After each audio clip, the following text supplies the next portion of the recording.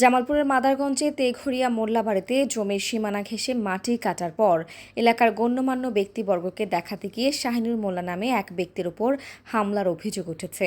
এ ঘটনায় তার চাচাতো ভাই জিয়ারউদ্দিন মোল্লা ও তার ছেলে রফিকুল মোল্লা, আলামিন মোল্লা এবং নাতি পাপ্পু, হৃদয়, অপু সহ আরও অনেকের বিরুদ্ধে অভিযোগ করেছেন শাহিনুর মোল্লা।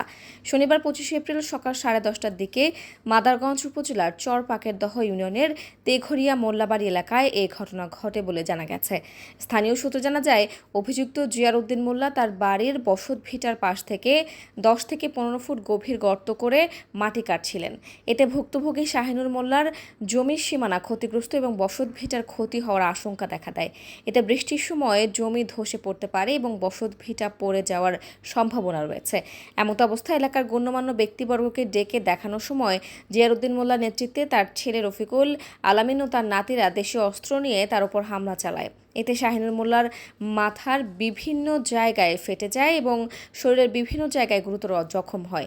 পরে স্বজনরা তাকে উদ্ধার করে মাদারগঞ্জ উপজেলা স্বাস্থ্য কমপ্লেক্সে ভর্তি করেন। এতে আহত শাহিনুর মোল্লার মাথায় কয়েকটি সেলাই দিতে হয়েছে। এ ঘটনায় ভুক্তভোগী ও তার পরিবারের সদস্যরা অভিযুক্তদের বিচার দাবি করেছে। তবে অভিযোগ অস্বীকার করে জিয়ারউদ্দিন মোল্লা বলেন, দেশীয় অস্ত্র দিয়ে হামলার ঘটনা ঘটেনি, বরং তার ছেলেদের সঙ্গে শাহিনুর মোল্লার সামান্য হাতাহাতি হয়।